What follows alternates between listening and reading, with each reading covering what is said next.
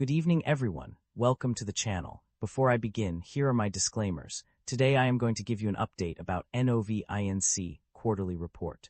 NOV Inc. provides a wide range of businesses and services across various sectors.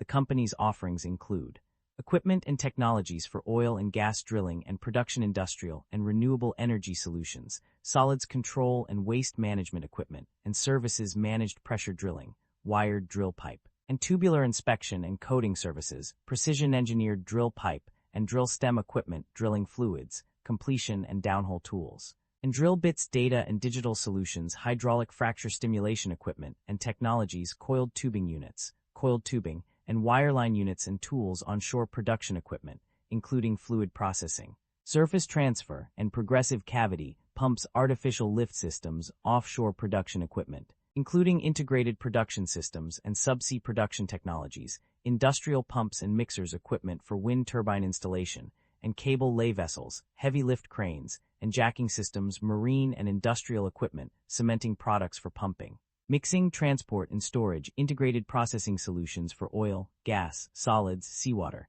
and produced water production, aftermarket support, rental, service and repair solutions, spare parts. The significant decline in NOV Inc.'s stock price over the past year can be attributed to several factors, including disappointing quarterly earnings reports and analyst rating adjustments. NOV Inc.'s quarterly earnings reports have been inconsistent, with some quarters beating expectations while others missing them by wide margins.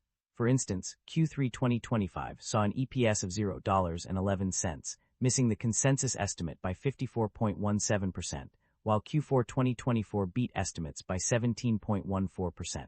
These mixed results likely contributed to the stock's decline. Additionally, analyst rating adjustments have also played a role in NOV Inc.'s stock price movement. Several analysts raised or lowered their price targets, with some changes exceeding 2.65% in magnitude. For example, Stifel and RBC Capital raised their price targets by 11.76%, while Piper Sandler lowered its target by 12.5%. These rating adjustments likely influenced investor sentiment and contributed to the stock's decline. The overall trend for NOV Inc.'s stock over the past year has been a notable decline, with a YTD price change of -16.95% and a one-year total return of -15.06%. While it is difficult to pinpoint specific news events that resulted in daily stock price changes of less than or equal to 2.65%, the cumulative effect of these factors likely contributed to the stock's significant decline. The primary drivers of revenue growth or decline can be identified from the financial summary. Revenue growth is primarily driven by the energy products and services segment, which saw a significant increase of +67% to +94% compared to 2024 in both the 3 and 9 months ended September 30, 2025. The energy equipment segment also experienced substantial growth, with capital equipment revenue increasing by 10.7% in the 9 months. In addition, remaining performance obligations indicate a strong pipeline of future revenue, with $544 million expected for the remainder of 2025 and $1,796 million in 2026. However, there are some areas of decline, including the eliminations and corporate segment, which saw a decrease of -$42 million in the 3 months and -$31 million in the 9 months. The land segment also experienced a decline of -$118 million in the 9 months. Overall, the energy products and services segment is the primary driver of revenue growth, while the eliminations and corporate segment and the land segment are contributing to revenue decline. Net income and profit margins decline due to market pressures. The company's financial performance has taken a hit in recent quarters.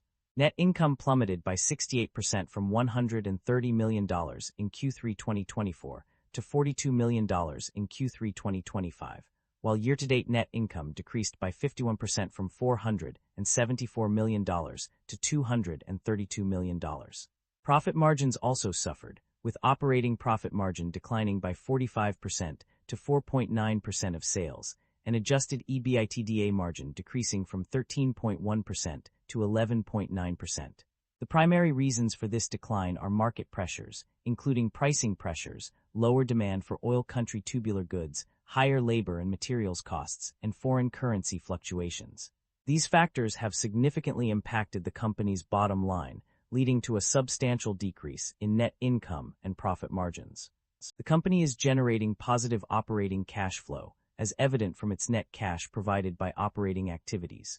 In both 2025 and 2024, the company experienced a significant net cash inflow of $678 million and $713 million respectively. This indicates a consistent trend of generating more cash than it spends on operations, suggesting a healthy financial position for the company. The company's debt level has undergone some changes over the period. Notably, long-term debt decreased by $11 million, while current portion of long-term debt also saw a decrease of $3 million. However, total debt actually increased by $14 billion, which seems counterintuitive given the decreases in individual components. Interest expenses are a different story altogether, with some reports indicating no significant change and others showing an increase from $11 million to $26 million. The company's financial performance varied across different segments and regions. Notably, the offshore segment performed well, with revenue increasing by $148 and accounting for 58% of capital equipment backlog. The energy equipment segment also showed resilience, with a slight increase in revenue and an increase in capital equipment backlog. On the other hand, several segments and regions underperformed. North America saw a decline in revenue of $24, while the Inter-American region experienced a decrease of $71. The land segment suffered a significant drop in revenue of $243. Additionally, unconsolidated affiliates reported sales declines of 7% and 31% year-over-year due to various market pressures. The international region's performance was not available for review, but it is worth noting that 94% of capital equipment backlog was destined for international markets, indicating potential growth opportunities in this area. Management's outlook on company strategy: the company's management is optimistic about its future prospects. To fund ongoing operations, they plan to utilize various sources of funding. Additionally, a significant portion of excess free cash flow will be returned to shareholders in the form of dividends or share buybacks, demonstrating their commitment to shareholder value. While there are no guarantees, management has expressed interest in pursuing strategic acquisitions that can enhance growth and profitability. However, the timing and success of these efforts remain uncertain. Overall, the company's strategy appears focused on balancing operational efficiency with strategic investments aimed at driving long-term growth.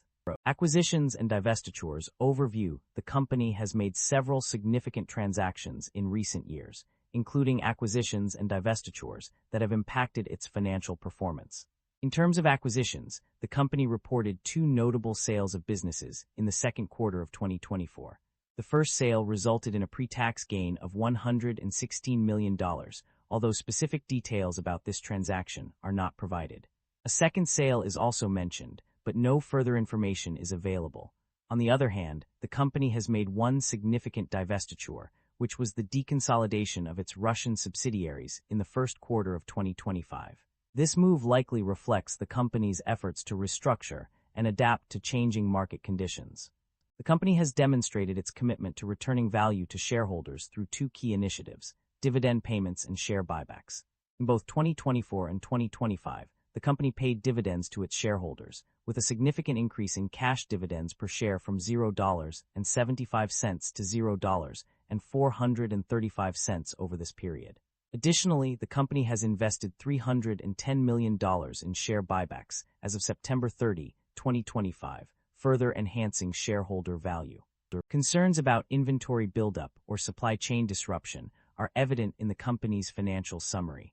Inventory write-downs totaling $65 million were recorded, indicating a potential surplus of unsold goods.